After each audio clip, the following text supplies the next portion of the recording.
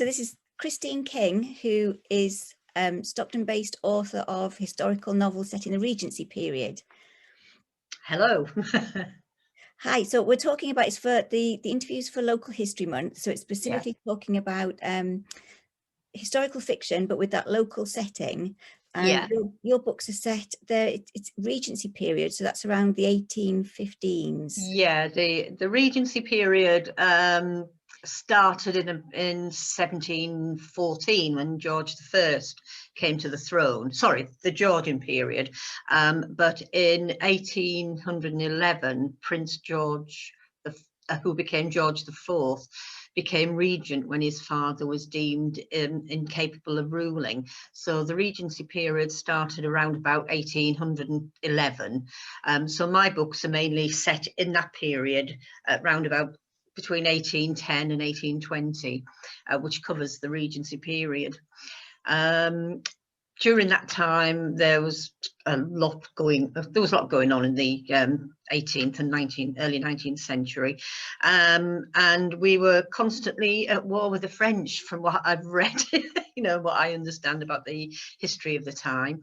More or less, the wars with the French ended at the Battle of Waterloo, which was in 1815. But as I say, I just love that period of history, and I'm really interested in it. And I tend to set a lot of my novels and my short stories, etc., in that period. So what is it about that period that really appeals to you as a writer? I really don't know, because I think when I studied history at school, for some reason, that was one of my favourite subjects that I studied. I mean, the 18th century was just rife with change, from the Industrial Revolution to the American Revolution, the wars with the French. There was so much going on in that period. And yet, at the same time, there was a lot going on in this country as well, apart from all the wars. And it was the rise of the different classes and the different... there was quite a divide between the rich and the poor, and the Georgian period started off being quite, I think it was described by the Victorians as quite a degenerate era, but things improved as the years went on. So by the time the Regency period came around, it was quite everything was a lot more settled, although there was still massive poverty as opposed to the vast wealth of the richer people and the nobility. So I try to set my books. I don't want to set them in the courts, if you like, because there was so much political intrigue going on. I prefer to concentrate on ordinary people, although a lot of the people I deal with, they sort of marry into the nobility, if you like, and become, they're not completely poor and poverty stricken, although I do explore that in some of my novels. And you tend to mix, don't you? So going on to like the geographical locations that where you set your books, you do have books where the characters start off somewhere like London society. Yeah. Then you take them out of that and send them to the wilds of North Yorkshire. Oh yes. I mean, I'm from North Yorkshire. I love the area, and I like to I like to talk about the places I know well, and that's why for instance, the last book I had published was called Smuggler's Moon, which was set all around the northeast coast, and I did a lot of research about smugglers in the area as well. So it's just a fascinating period and a fascinating place, North Yorkshire.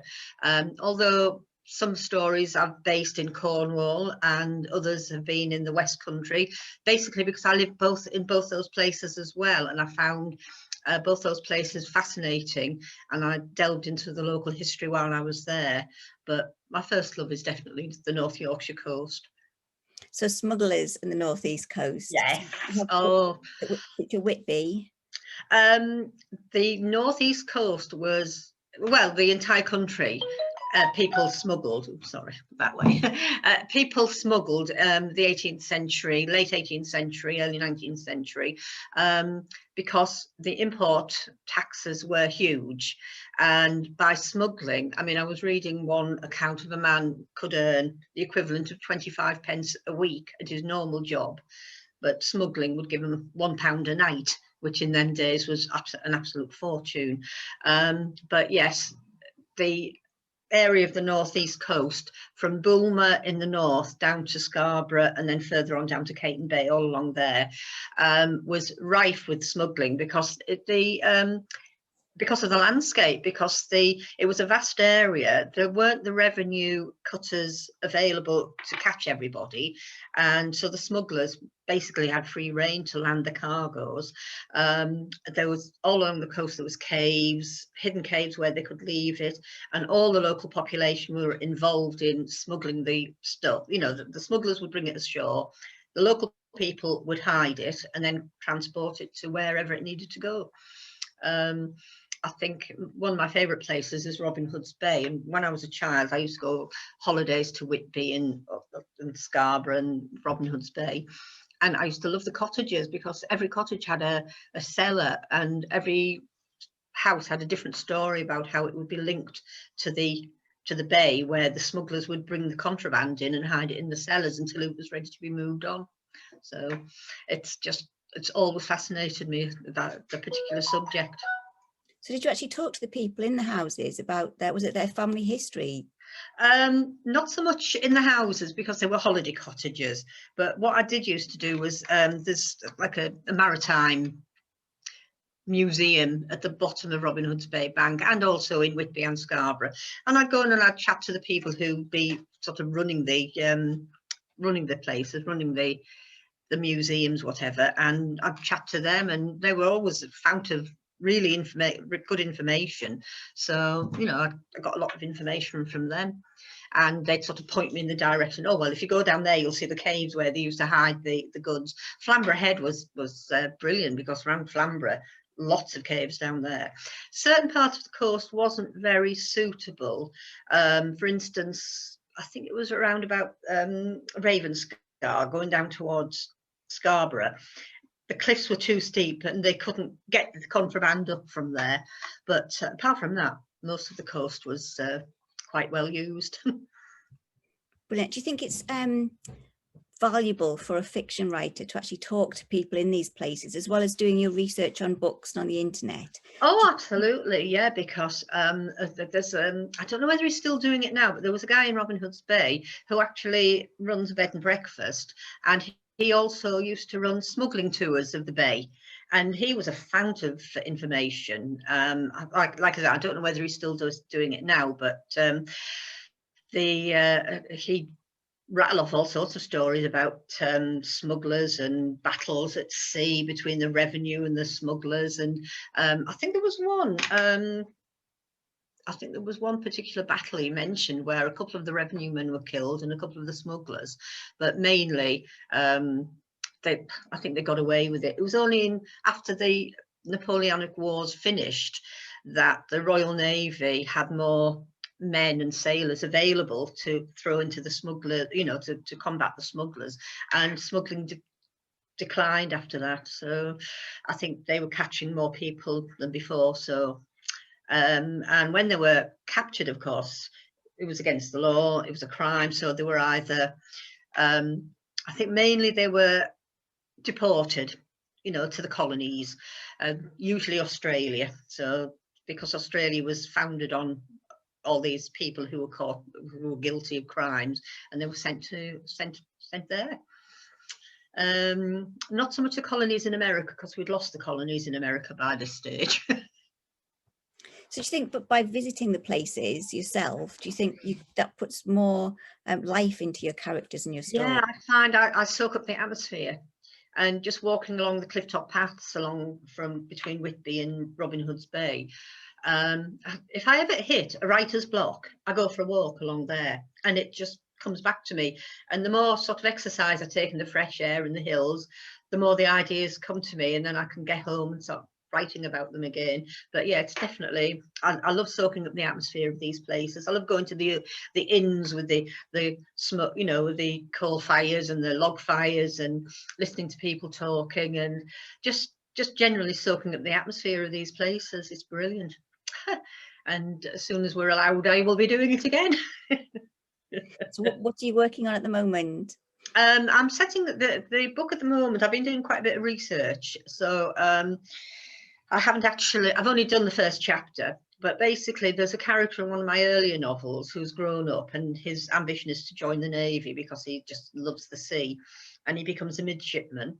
He gets sent away to sea when he's about 14, 15, and he joins the Royal Navy, by which this time, however, the Napoleonic Wars have finished, but there's the Royal Navy patrols all the various outposts that Britain had at that time, and they had everything from the East Caribbean to Africa, all the way over to India. There was a lot of places that Britain were the colonial, you know, they took over these places.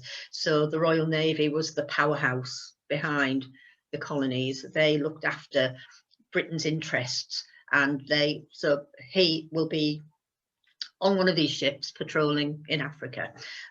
What I found interesting, I found a snippet of information somewhere when I was reading a newspaper, and it just triggered me off, was that in, I think it was 1811, Britain outlawed the slave trade. And by the 1830s, they were actively stopping slave ships from going over to the Caribbean and releasing the slaves and the rest of it. And they saved a couple of 100,000 Africans from being sold, and rescued them. So it was just like a very little article I read somewhere, and once I started reading into it, there's I can't remember the actual name of the project. I think it was something like the East African Project, where people would be sent to the coast of Africa to do the, you know, to patrol it and to stop the slavers. So I think the slave owners were paid a substantial amount by the British government to stop the slave trade. But my hero is going to be involved in those, in the adventures up and down the African coast. There's going to be a heroine. I'm not quite sure what's going to happen to her yet. I haven't quite worked that part of the book out. But they're going to be separated when they're young, and he's going off into the Navy, and she's going off to join high society in London and do things there. Do you think she'll be coming up to the northeast at some point? Yes, because she will be, she's related to people who live in the northeast, so she will be coming up to filing scale up in that area. And I'm not sure whether I'm going to have him come back to the northeast or Cornwall, because she's from Cornwall but visits up there. So I'm not sure how I'm going to work it yet, but I think they may be meeting up again years later on the coastal area. So it's probably going to be the northeast, yes, because her family all live in Cornwall, and he's coming back to England, and he doesn't want to meet up with them again because of the way they separated, the way they parted. So he's starting a new life probably on the northeast coast, but they will meet again. Brilliant. Do you have any, just to wrap up, do you have any tips for anybody who's looking at writing historical fiction? Well, all I can advise them to do is to read. I mean, I love historical fiction to read anyway. I was brought up on things like the Bronte sisters, but they were sort of Victorian. Then I discovered Jane Austen, and a friend of mine gave me some books by Georgette Heyer. Now, I love Georgette Heyer because they were Regency stories, but they were more light-hearted, and they were sort of proper romantic historical fiction, and I absolutely loved them. Some books were more serious than others, obviously, but I just devoured them. I just read about 20, 30 of her books, loved them. And yeah, and then Austen, obviously. So with me, it's a case of do your research, read as much as possible, because the one thing, if you make any mistakes when you're writing historical fiction, somebody will pick you up on it and send you a letter or send you an email and say, oh, you got this wrong, you should, you know, that wasn't around at that time, you should do this. So you've got to be very careful with your research and make sure everything's correct. But the internet's brilliant. You can find out a lot of information on the internet. But for me, what I love is, like I said earlier, is going to these places, soaking up the atmosphere, visiting them. I like nothing better than going to visit a stately home and soaking up the atmosphere in there. You know, so there's a lot of things that they can do if they're interested in a particular period of time, is to just do your research, do your reading, and get your facts right. And actually visit places to get visit places and visit places and talk to people. Like I said, if you go to museums and you talk to the people, I mean, another thing, if you go to stately homes, for instance, I wanted to do a ghost story, so set in a stately home. This is like a side book. It's a modern book I'm writing, a bit chiclety, but I'm not quite finished it yet. And so I went to Chillingham Hall in Northumberland, and the guides there are absolutely brilliant. They are a fount of information. They'll tell you all the history of the place. You ask them about the ghosts, or the, you know, has anybody ever seen anything, and you know, they'll talk to you for ages about it. So go to these places, go to the stately homes and talk to the people who work there. They're absolute brilliant fount of information. Plus, you're walking around and you're soaking up the atmosphere, and you know, your imagination starts working overtime, and you can picture yourself, picture your story in these places as well. So yeah, I've always found that really useful.